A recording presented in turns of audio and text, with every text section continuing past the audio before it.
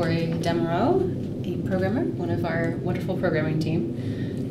Let's start, as we do, with the history of how you got into gaming. All right. Well, when I was about 10 years old, my family got into Dark Age of Camelot, and your whole family? Most of it. My dad got my younger brother, my older brother, and himself, as well as myself, a group of Alienware desktops, all with Dark Age of Camelot pre-installed on them for Christmas one year. And so basically ever since then we've constantly been doing MMO gaming together, and so coming to work on this project has just kind of been a natural evolution for me.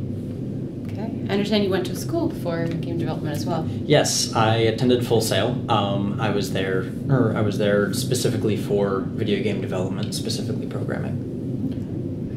Having the history with your family and that kind of group play, what do you think about the idea that we've got crafting and we've got, you know, the RVR aspect, the battle aspect, and how that might work or not work for families that are going to play? I think it's really awesome because it really creates an environment where you can have families that are, you know, like a group of people that all know each other and really enjoy playing together. They can just pick their realm before at the beginning of the game, and then they can always be available and ready to play together without any kinds of issues or having to worry about, you know, friendly fire or anything like that. Oh, friendly fire with your family. That's good, but in a different setting. When yes, okay. How did you discover your love of engineering rather than going into another aspect of game design? Well, when I was in high school, I took a basic Cisco networking class, and so in there we got to do some very basic programming for routers, and so that kind of that introduced me to the concept of like how coding actually works and the logical processes that are behind it. Define for us this logical process of being a programmer. What is that? All right, so basically when you're a programmer, your biggest job is solving problems, and so you know it requires a very logical, straightforward type of thinking where you're able to think sequentially in the same way that a computer would, of being able to understand, okay, well, if I put in this set of inputs, then I can expect this or a certain output. Okay, I would think perhaps there's, I don't know, other than making a list of things that you've used before and the expected output, some sort of creativity and sort of instinctive, you know, aspect of knowing, you know, trying to find the problem, trying to figure out what little bit isn't working or how you can make that more efficient.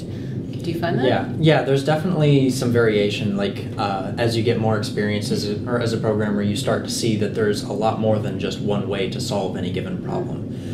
One of the biggest and most well-known trade-offs that programmers have to make on a frequent basis is the performance of code of how quickly it runs versus how much memory it uses. And so like how much RAM your computer has will play a big factor into how much memory is required for the process to run. But at the same time, if the code's running too slowly, then you start to get lag. Okay. How is that something that's being considered for this game where you have so many people doing intensive actions at once? Yeah, that's actually a huge component of our networking code. And so, you know, we have to pay attention to how much information the server is actually sending to the client at any given moment, because if it's sending too much data, then it's taking too long to read all of it. So we have to figure out how much data is necessary to send versus how much is acceptable so that you don't get significant lag. What are you using to base that on? I guess what is the lowest common denominator of connection that you're trying to, you know, hit to be still active for play? Right now we are trying to send a very small number of basically bytes per frame is generally what we use, and so I think right now we're down to under 40 bytes per frame, which is a very, very small number when you consider that RAM is measured in megabytes or gigabytes. Is that something I can play if I have a dial-up? Dial-up would be challenging. Okay. But most standard modern internet connections you should be able to handle. Like if you've got over, I would guess somewhere around 5 megabytes. Okay. So pretty basic cable modem. Yeah, that should be enough to do the trick. What are you working on now? Right now I'm working on the editor, trying to get it to function for creating new versions of abilities and particles. Okay, let's expand on the abilities and particles aspect. Okay. So basically, Ben, our designer, he's going to be the one who is who is making up new abilities. And so what I'm doing is I'm creating a tool for him so that he can directly manipulate the values of those abilities. So like you've got an ability to swing a sword that does 10 damage. We find out that 10 damage is too much. So Ben can go in and use this tool and say, okay, let's bring it down to 6 damage without having to bug any of the programmers. Okay. How do you end up working with the rest of the team? You've just kind of described how you're working with Ben specifically, but what about the rest of the programming team? Yeah, so with the other engineers, we use a process called code review. So whenever we're getting ready to submit a change to the code base, we let some of the other people know what that change is and what all is involved in it, and then they get to review our code and kind of put in comments or say, hey, you probably should have done it this way, or a certain process would be more advantageous for this. That's probably not too bad when you're sitting right next to the people that you're working with. Yeah, it's definitely something that's very helpful. And it's always useful to have a second set of eyes whenever you're working on something. How does the scale of this game compare to some of the other games that you've worked on?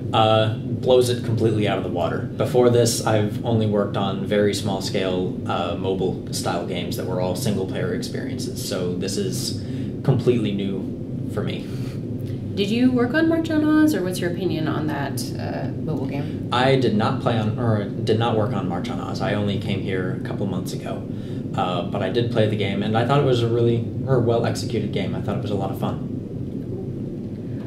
What excites you about what you're working on, or what are you looking forward to working on? I think that it's really cool that what I'm working on leads to direct impact in the game. So, like when Ben uses that ability editor to create a new ability, that's a direct thing of, I helped him to make that ability exist in the game. And the same thing for the particles. Whenever you see a cool, like your sword being on fire in the game right now, I was one of the people that helped to make that particle effect exist.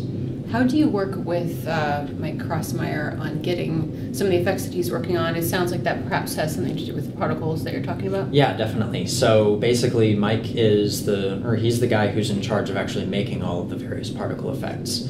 And so he'll come to me and he'll basically say that he needs to be able to edit these types of values and create this, or in order to create a certain effect. And so I have to go into the particle editor and make those values something that he can work with. Okay, anything else you think the community should know? Camelot Unchained is going to be an awesome game, and I can't wait to get everybody else involved in it. Great. Well, thank you, Cory. Thank you.